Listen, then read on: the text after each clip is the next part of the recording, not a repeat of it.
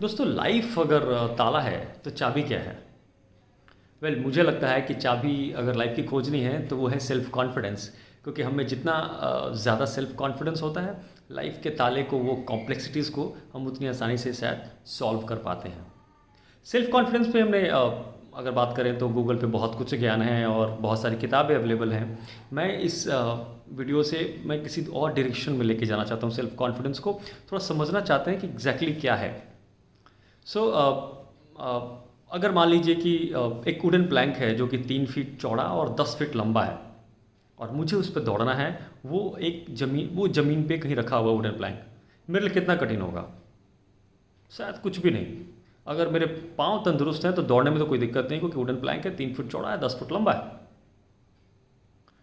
ना second situation कि अगर उसी वुडन प्लैंक को एक 100 माले की 2 बिल्डिंगों के बीच में अगर उसे रख दिया जाए और मुझे बोला जाए कि अब उसी स्पीड से दौड़ना है, तो क्या मैं दौड़ पाऊंगा? अगर मुझसे पूछे तो मैं तो डरूंगा, क्योंकि कंसिडरेशन में होगा कि कहीं गिर गया तो हवा कितनी तेज़ है, क्या ये वुडन प्लैंक उतना मजबूत है, कहीं टूटेगा तो नहीं। इन सब कारणों से डाउट क्रिएट होगा और मेरा परफॉर्मेंस शायद वैसे नहीं होगा। और यही बात है कि पता नहीं मैं दौड़ने जाऊं भी कि नहीं जाऊं, वो भी एक डिफरेंट बात है।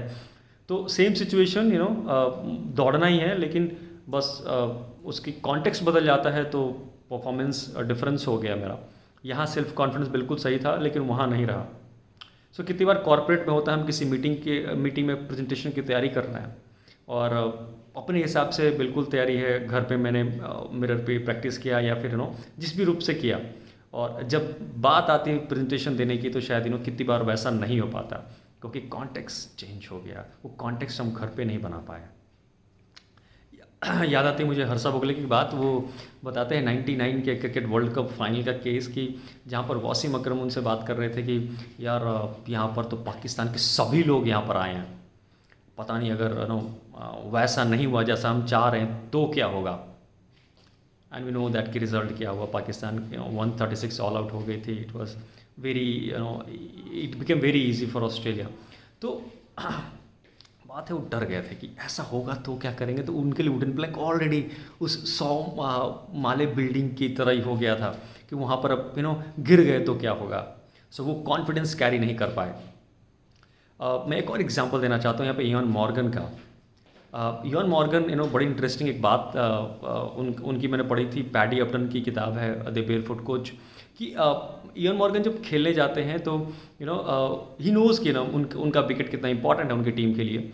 तो he tells himself it doesn't matter, it doesn't matter. मतलब वो ऑलरेडी सो दैट कि वो प्रेशर क्रिएट ना हो रिजल्ट का, क्योंकि रिजल्ट पे हम जितना ही प्रेशर देते हैं कि अच्छा होना चाहिए, और तो हमारा परफॉर्मेंस उतना ही कम होने लगता है, क्योंकि हम ऑलरेडी डर जाते हैं।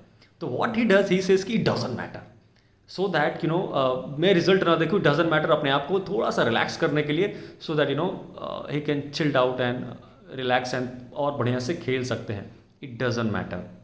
बात है कि अगर रिजल्ट पर हम जितना ज़्यादा प्रेशर दे रहे हैं कि यार I need to do this, नहीं तो I need to walk right, so that अगर नहीं किया तो I need to perform well, नहीं तो I need to give this presentation well, नहीं तो so what it does, it creates undue pressure, it exerts undue pressure on us, और वहाँ से परफॉर्मेंस वैसा नहीं हो पाता और हमारा सेल्फ कॉन्फिडेंस भी कितनी बार वैसा नहीं हो पाता। तो ये भी एक हैक है सेल्फ कॉन्फिडेंस का कि अगर अनड्यू प्रेशर नहीं लें, जब तैयारी करते समय जितना भी टेंशन रखना हम रख सकते हैं, लेकिन जहाँ परफॉर्मेंस की बात आ रही है वहाँ पर अपने लिए कुछ भी आप शब्द इस्तेमाल कर सकते हैं जहाँ से कि आपको उस समय रिलैक्स कर पाए।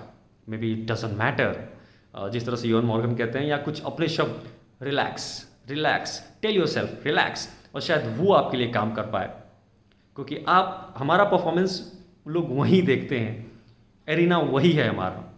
आई होप मैं अपनी बात कह पाया। Thank you so much.